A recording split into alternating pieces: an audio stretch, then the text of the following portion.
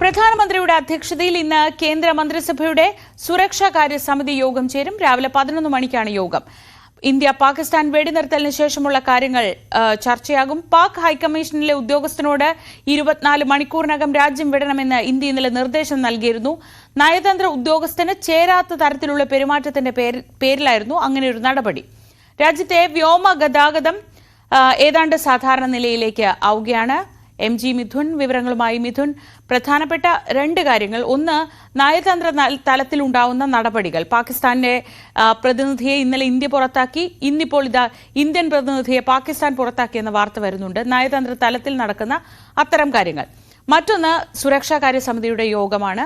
വളരെ പ്രധാനപ്പെട്ട ഒരു യോഗം. ഇതുവരെ സ്വീകരിച്ച നടപടികളൊപ്പം ഇനി മുന്നോട്ട് പോകുമ്പോൾ പാകിസ്ഥാന്റെ ഭാഗത്തുനിന്ന് പ്രകോപനങ്ങൾ ഉണ്ടായാൽ എങ്ങനെ വേണം, ഒരു താൽക്കാലിക ധാരണ മാത്രമാണെന്ന് ഇന്ത്യ എപ്പോഴും പറഞ്ഞുകൊണ്ടേയിരിക്കുന്നുണ്ടല്ലോ. എന്തൊക്കെയാണ് ഇന്ന് നടക്കാനുള്ളത്?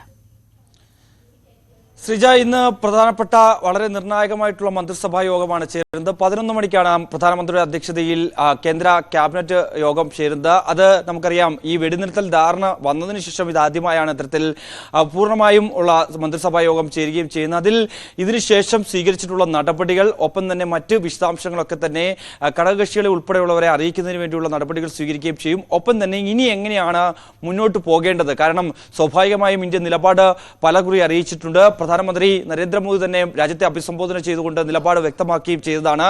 ഇക്കാര്യങ്ങളിൽ ഒരു വ്യക്തത വരുത്തുകയും ചെയ്യും. ഒപ്പം തന്നെ പഹൽഗാം ഭീകരാക്രമണവുമായി ബന്ധപ്പെട്ട് TRF-നെ ഭീകര സംഘടനയായി പ്രഖ്യാപിക്കുന്നതിന് വേണ്ടി അടുത്ത ആഴ്ച അതായത് UN-ന്റെ സുരക്ഷാ സമിതിയെ സമീപിക്കാൻ ഇന്ത്യ നീക്കം നടത്തുന്നുണ്ട്.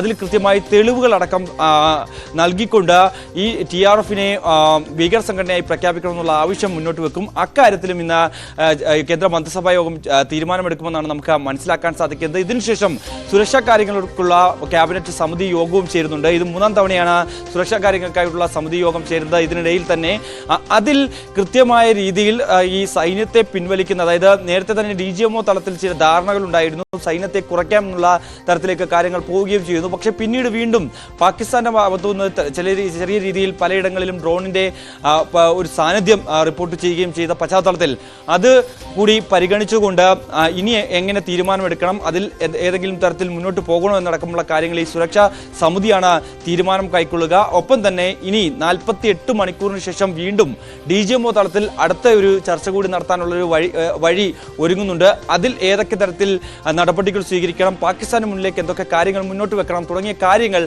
ഇന്ത്യ ചർച്ച ചെയ്യുകയും ചെയ്യും. അതിനോടൊപ്പം തന്നെയാണ് നയതന്ത്ര തലത്തിലുള്ള നടപടികൾ. അത് ഇന്ത്യ തുടക്കം മുതൽ തന്നെ സ്വീകരിച്ചു വരികയാണ് ചെയ്തത്. അതിൽ കൃത്യമായ രീതിയിൽ പാകിസ്ഥാന് വലിയ തിരിച്ചടി ഉണ്ടാകുന്ന തരത്തിലായിരുന്നു ഇന്ത്യയുടെ നയതന്ത്ര ഇടപെടലുകൾ ഉണ്ടാവുകയും ചെയ്ത് അതിൽ നിന്ന് പിന്നോട്ട് പോകണമെന്നടക്കമുള്ള കാര്യങ്ങൾ സ്വാഭാവികമായും പാകിസ്ഥാന്റെ ഭാഗത്തുനിന്ന് ഉയർന്നു വരാനുള്ള സാഹചര്യമുണ്ട്. അതിൽ ഏത് തരത്തിൽ ഇനി മുന്നോട്ട് പോകണം തുടങ്ങിയ കാര്യങ്ങളും ഇന്നത്തെ യോഗത്തിൽ ചർച്ച ചെയ്യും. അതിനിടെയാണ് പാകിസ്ഥാനിലെ ഹൈക്കമ്മീഷൻ ഓഫീസിൽ നിന്ന് ഇന്ത്യൻ പ്രതിനിധി ഇപ്പോൾ പുറത്താക്കിയിരിക്കുന്നത്. കഴിഞ്ഞ ദിവസം ഇന്ത്യ സമാനമായ രീതിയിൽ നടപടി സ്വീകരിച്ചിരുന്നു. അതായത് പഞ്ചാബിൽ നിന്ന് 2 പേര് രാജ്യസുരക്ഷിതത്തിന് തന്നെ ഭീഷണിയാവുന്ന തരത്തിൽ, അല്ലെങ്കിൽ രാജ്യത്തെ പ്രധാനപ്പെട്ട കാര്യങ്ങൾ അത് ചോർത്തി നൽകുന്നു, അതിൽ ഈ ഉദ്യോഗസ്ഥന് നേരിട്ട് പങ്കുണ്ട് എന്ന് അറിയിച്ചതിനെ തുടർന്നായിരുന്നു പാകിസ്ഥാന്റെ പ്രതിനിധി ഇന്ത്യ പുറത്താക്കുകയും ചെയ്തു. ഉടൻ തന്നെ ഇന്ത്യ വിട്ട് പോകണമെന്നുള്ള നിർദ്ദേശമായിരുന്നു മുന്നോട്ട് വെച്ചത്. അതിന് പിന്നാലെയാണ് അതിനൊരു മറുപടി എന്ന രീതിയിൽ പാകിസ്ഥാന്റെ ഭാഗത്തുനിന്നും സമാനമായ രീതിയിലുള്ള ഒരു നടപടി സ്വീകരിക്കുകയും ചെയ്തിരിക്കുന്നത്. 24 മണിക്കൂറിനുള്ളിൽ ഇന്ത്യൻ പ്രതിനിധി പാകിസ്ഥാൻ വിടണമെന്നുള്ള നിർദ്ദേശമാണ് മുന്നോട്ട് വെക്കുകയും ചെയ്യുന്നത്. എന്തായാലും അത്തരത്തിലുള്ള കാര്യങ്ങൾ ഒരു വശത്ത് നൽകുകയും ചെയ്യുന്നു. മറ്റൊന്ന്, ഇന്ത്യയുടെ അതിർത്തി മേഖല ഇപ്പോൾ കഴിഞ്ഞ 3 ദിവസമായി ഈ വെടിനിർത്തൽ ധാരണ വന്നതിന് ശേഷം ഇപ്പോൾ 3 ദിവസമായി ഇപ്പോൾ അതിർത്തി മേഖലയൊക്കെ ശാന്തത ഉണ്ട് എന്നാണ് നമുക്ക് മനസ്സിലാക്കാൻ സാധിക്കുന്നത്. കുട്ടികളൊക്കെ തന്നെ സ്കൂളിലേക്ക് പോയി തുടങ്ങി. അതിർത്തി മേഖലയിൽ ചില സ്കൂളുകൾ ഒഴികെ മറ്റെല്ലാം തന്നെ തുറന്നു പ്രവർത്തിക്കുന്ന സ്ഥിതിവിശേഷമുണ്ട്. അങ്ങനെ ഒരു സമാധാന അന്തരീക്ഷത്തിലേക്ക് കാര്യങ്ങൾ പോകുന്നു എന്നുള്ളത് തന്നെയാണ്. എന്തായാലും നമുക്കറിയാം, ജമ്മു കാശ്മീരിലെ ചില മേഖലകളിൽ കഴിഞ്ഞ ദിവസവും നമ്മൾ ചൂണ്ടിക്കാണിച്ചതാണ്. പൂഞ്ച്, കുപ്വാര, ഇത്തരത്തിൽ ബരാമുള്ള അടക്കമുള്ള മേഖലകളിൽ വീടുകൾ തകർന്നു കിടക്കുന്ന കാഴ്ച നമ്മൾ കാണുകയും ചെയ്തതാണ്. ഈ ഷെല്ലാക്രമണം അതിരൂക്ഷമായി ബാധിച്ച ഒരു മേഖല കൂടിയാണ്. നിരവധി പേർക്ക് ജീവൻ നഷ്ടപ്പെട്ട ഒരു മേഖല കൂടിയാണ്. 13 പേർക്കാണ് ഔദ്യോഗികമായുള്ള സ്ഥിരീകരണം. 13 പേർക്ക് ഇവിടെ സാധാരണക്കാരായിട്ടുള്ള ആളുകൾക്ക് ജീവൻ നഷ്ടമാവുകയും ചെയ്ത ഒരു മേഖല കൂടിയാണ്. ഇവിടെ ഈ വീടുകൾ അറ്റകുറ്റപ്പണികൾ ഉടൻ തന്നെ പൂർത്തീകരിക്കുമെന്നാണ് ജമ്മു കാശ്മീർ മുഖ്യമന്ത്രി ഒമർ അബ്ദുള്ള വ്യക്തമാക്കിയത്. എന്തായാലും അത് ഉടൻ തന്നെ ഒരു യുദ്ധകാല അടിസ്ഥാനത്തിൽ തന്നെ അത് സജ്ജീകരിച്ച് നിർമ്മാണം പൂർത്തീകരിച്ച് ജനങ്ങളെ വീണ്ടും അങ്ങോട്ടേക്ക് മാറ്റാനുള്ള ഒരു നീക്കം നടത്തുകയും ചെയ്യുന്നുണ്ട്. എന്തായാലും മറ്റ് സംസ്ഥാനങ്ങളുടെ അതിർത്തിയിൽ പഞ്ചാബിന്റെയും ഒപ്പം തന്നെ രാജസ്ഥാന്റെയും അതിർത്തിയിലുള്ള ജനങ്ങളിൽ അവിടെ ഈ പാകിസ്ഥാൻ നിരന്തരം ഷെല്ലാക്രമണവും ഒപ്പം തന്നെ ഡ്രോൺ ആക്രമണവും ഒക്കെ നടത്തിയ സമയത്ത് വന്നു വീണിട്ടുള്ള ചില ഡ്രോണുകളും മറ്റ് ബോംബുകളും ഒക്കെ തന്നെ പ്രദേശത്തായി ഉണ്ട്. അത് നിർവീര്യമാക്കാനുള്ള നടപടികൾ ഇന്നലെയും സേനയുടെ ഭാഗത്തുനിന്നും ഉണ്ടായിരുന്നു.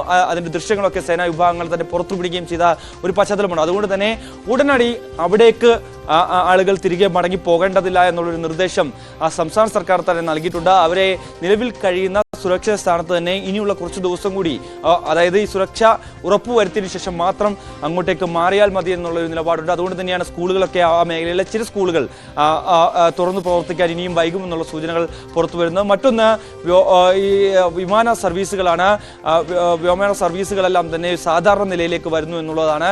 കഴിഞ്ഞ ദിവസം 6 കൂടി ഈ വിമാന സർവീസുകൾ റദ്ദാക്കുന്ന ഒരു സ്ഥിതിവിശേഷം ഉണ്ടായിരുന്നു. എയർ ഇന്ത്യയുടെയും ഇൻഡിഗോയുടെയും ഒക്കെ സർവീസുകൾ വെട്ടിച്ചുരുക്കുന്ന സ്ഥിതിവിശേഷം ഉണ്ടായിരുന്നു. അത് ജനങ്ങളുടെ സുരക്ഷ മുൻനിർത്തിയായിരുന്നു ഇത്തരത്തിലൊരു നിലപാട് അല്ലെങ്കിൽ അത്തരത്തിലൊരു നടപടി ഈ എയർ ഇന്ത്യയും ഒപ്പം തന്നെ ഇന്ത്യയും സ്വീകരിക്കുകയും ചെയ്ത് അത് പിന്നീട് അവർ വാർത്താക്കുറിപ്പിലൂടെ വ്യക്തമാക്കുകയും ചെയ്തതാണ്. അങ്ങനെ അതെല്ലാം മാറി നിന്നുകൊണ്ട് ഒരു പൂർണ്ണ തോതിലേക്ക് വിമാന സർവീസുകൾ രാജ്യത്തെ എല്ലാ വിമാനത്താവളത്തിൽ നിന്നും ഉയരാനുള്ള സാഹചര്യം തന്നെയാണ് നിലവിൽ ഉള്ളത്. ശ്രീജ, മിഥുൻ, ഇതോടൊപ്പം